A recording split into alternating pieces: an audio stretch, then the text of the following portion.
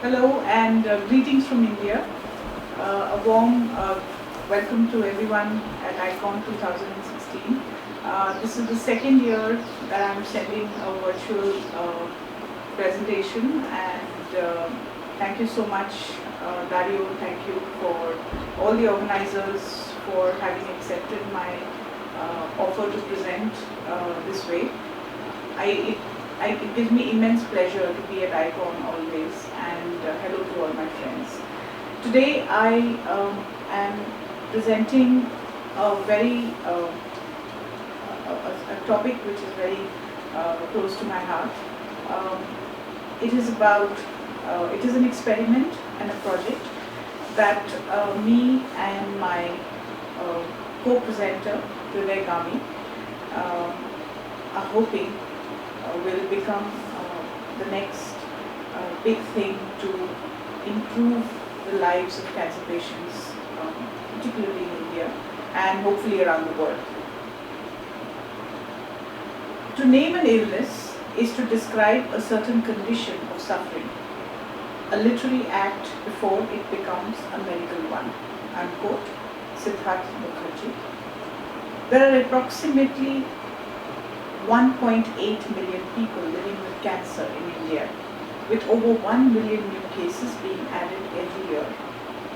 A WHO study predicts that cancer rates will see a rise of 50% globally, and approximately 15 million new cases will be added in the year 2022. Cancer is a complex illness. What makes it different from other chronic illnesses is that it affects almost every aspect of the patient's life, not only their life, but also the lives of those who surround them, the caregivers, family, friends, and co-workers. Cancer is not a monolithic illness. It presents itself in more than 150 different forms, yet we tend to perceive the illness as a unified creature. This perception exemplifies the role of language and metaphor in giving any illness its form, which spreads over time in the guise of stories. It is a difficult illness for various reasons. Firstly, it is a disease about which we understand very little till not so long ago.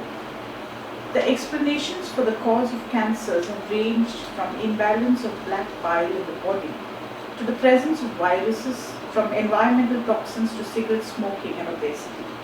Secondly, due to our fragmented knowledge of the disease and its diverse manifestations in patients, we haven't yet found a cure for it. There have been developments in the field of medicine that have helped patients manage their cancer.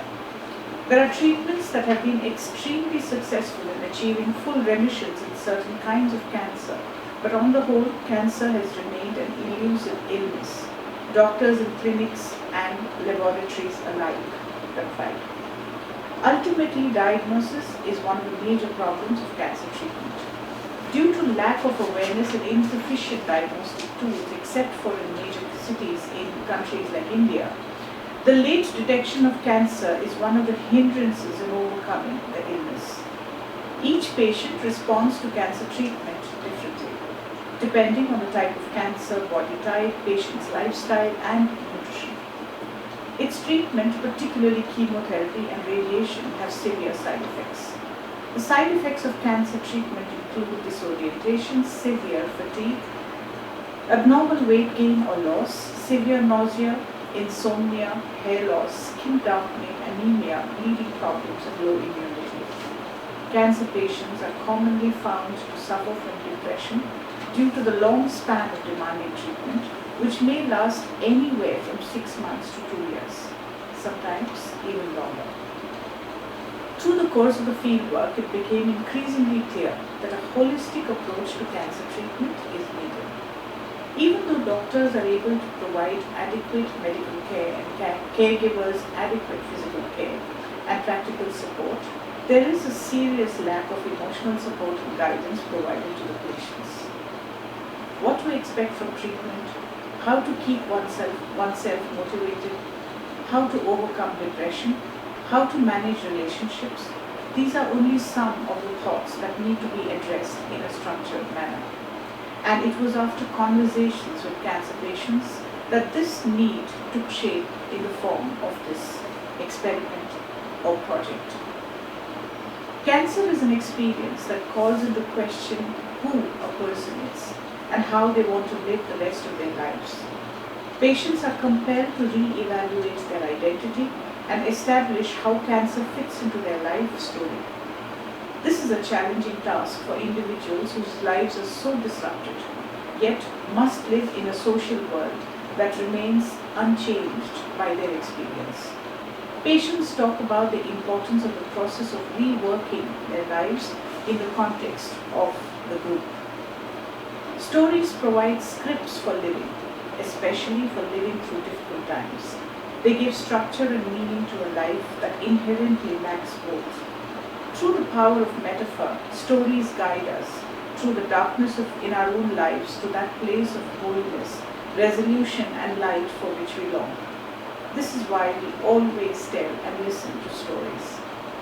A narrative approach views problems as separate from people and assumes people as having many skills, abilities, values, commitments, beliefs, and competencies that will assist them to change their relationship with the problem influencing their lives.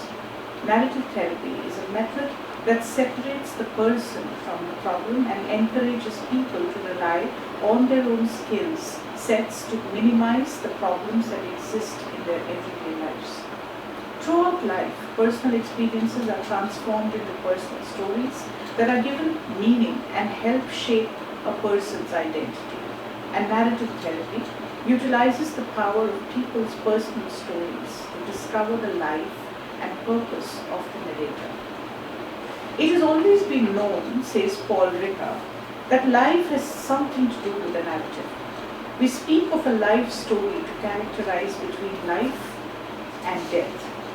Ricoeur refers to an important doubt concerning the narrative and adds that despite it being part of human knowledge, it has been distanced from lived experience and confined to the realm of fiction. Critiquing this view as an oversimplified relationship between history and life, he goes on to examine the relationship between narrative and life and how it is akin to make a human life in the biological sense.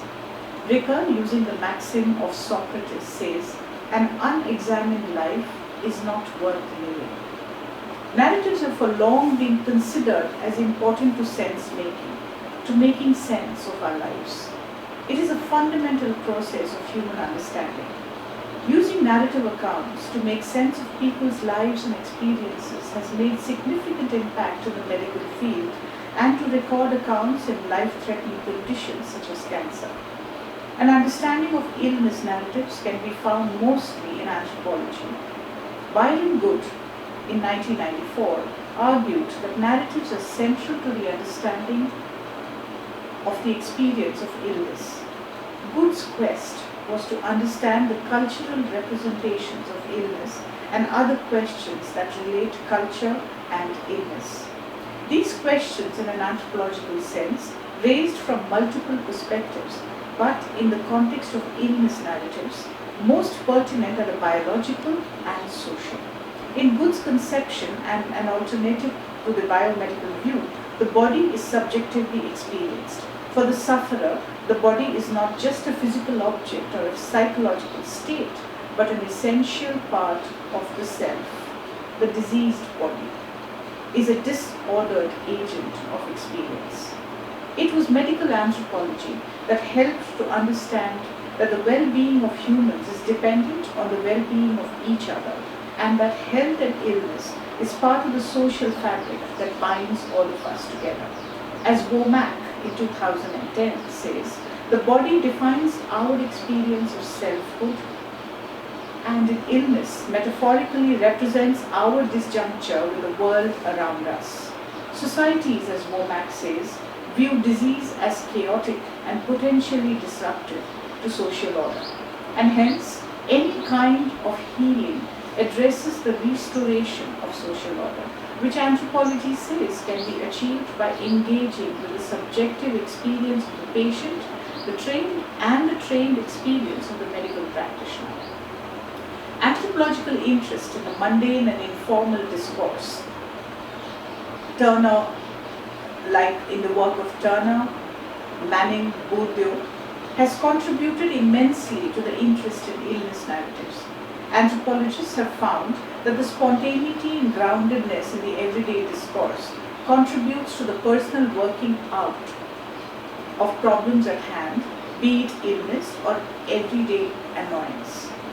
Bury describes chronic illness as introducing biographical disruption, a time in which the normal social structures and roles of reciprocity and support are disrupted.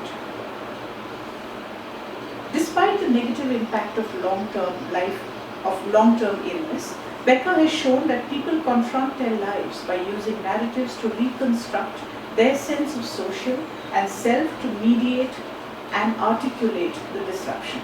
Becker argues that narratives hold a potent constructive capacity that people use to restructure the idea of normalcy as they deal with their disrupted lives and selves. The term narrative implies listening to and telling or retelling stories about people and the problems in their lives. In the face of serious and sometimes potentially deadly problems, the idea of hearing or telling stories may seem a trivial pursuit. It is hard to believe that conversations can shape new realities, but they do. The bridges of meaning we build with each other help healing developments flourish instead of wither and be forgotten. Language can shape events into narratives of hope.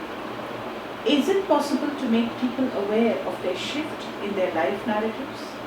Various media was explored as effective means of storytelling as well as witnessing stories as part of this project.